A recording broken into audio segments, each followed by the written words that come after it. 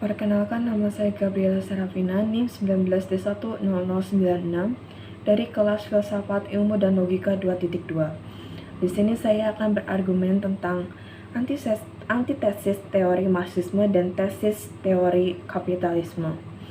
Teori Marxisme merupakan ilmu filsafat yang berbentuk protes terhadap paham kapitalisme, yang mana teori Marxisme ini menginginkan adanya keadilan dalam penerapan sistem sosial yang ada dan diterapkan di seluruh dunia atau di suatu negara.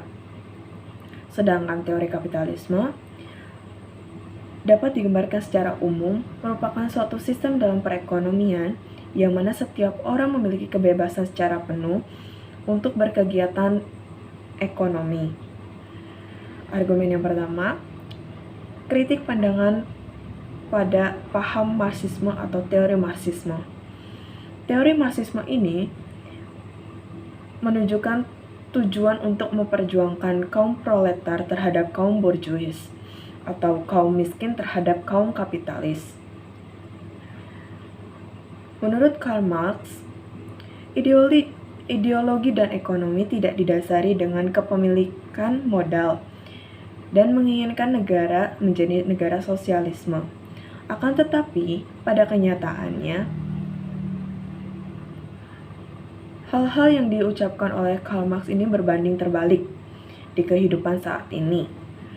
Begitu banyak negara yang menganut teori sosialisme atau Marxisme, tetapi tidak berkembang sepenuhnya seperti negara-negara dengan teori atau paham kapitalisme. Sama halnya jika kita digambarkan dengan kehidupan sehari-hari. Apabila kita digaji dengan uang atau gaji atau upah yang rata, akan tetapi kita mempekerjakan dengan kualitas ataupun berat yang berbeda, seperti buruh dengan bos, tetapi mereka digaji dengan buruh dengan manajer, tetapi mereka digaji dengan gaji atau upah yang sama, itu tidak menyebabkan suatu keadilan. Akan tetapi malah akan terjadi sebuah pertentangan dalam kegiatan ekonomi atau usaha tersebut. Yang kedua, apa keunggulan dari kapitalisme? Kapitalisme cenderung efektif dan efisien dalam memanfaatkan sumber daya alam yang ada, sehingga tenaga dan waktu tidak akan terbuang dengan sia-sia. Sama halnya jika kita meluangkan banyak waktu dan tenaga, akan tetapi sumber daya itu tidak dapat dimanfaatkan dengan sepenuhnya, maka tenaga dan waktu yang kita gunakan itu akan terbuang dengan sia-sia, tetapi kita tidak akan mendapatkan sesuatu yang bagus. Yang kedua, masyarakat cenderung kreatif karena adanya tingkat persaingan yang tinggi dalam ekonomi, sehingga mereka akan mendapatkan keuntungan apabila masyarakat ini berinovasi dan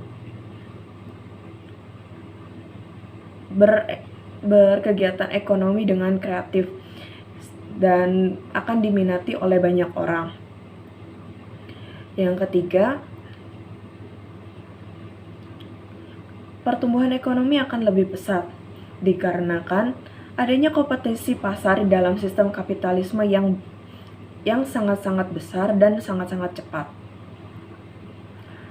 Lalu yang argumen ketiga, solusi dari kemiskinan. Menurut saya, pemerintah dapat memberikan subsidi pada masyarakat miskin yang tentunya sudah diperlihatkan bahwa mereka ini benar-benar tidak mampu dalam membeli atau memenuhi kebutuhan sehari-harinya. Yang kedua, akan lebih baik jika pemerintah membangun infrastruktur yang memadai dan memperkerjakan masyarakat yang miskin atau tidak mampu, sehingga akan sedikit demi sedikit mereka dapat memenuhi kebutuhannya dengan melakukan pekerjaan yang diberikan oleh pemerintah dalam infrastruktur yang ada. Begitu pula mereka akan membangun kesejahteraan dengan adanya infrastruktur yang memadai. Lalu yang ketiga, memberikan pelatihan dan sosialisasi untuk terjun dalam usaha kecil atau bisnis kecil. Dalam pelatihan dan sosialisasi ini, mereka akan dibimbing agar menggunakan modal dalam usahanya dengan baik-baik, dan pemerintah juga akan memberikan modal tanpa bunga ataupun modal yang harus diberikan dengan bunga, akan tetapi mereka harus dengan benar-benar melakukan pelatihan dan sosialisasi ini agar bisa memenuhi kebutuhan sehari-hari mereka ataupun membangun kesejahteraan dalam keluarganya sendiri melalui modal yang diberikan dan pelatihan dan sosialisasi yang sudah diberikan tersebut. Sekian dari argumen saya terhadap teori Marxisme dan teori kapitalisme ini. Terima kasih.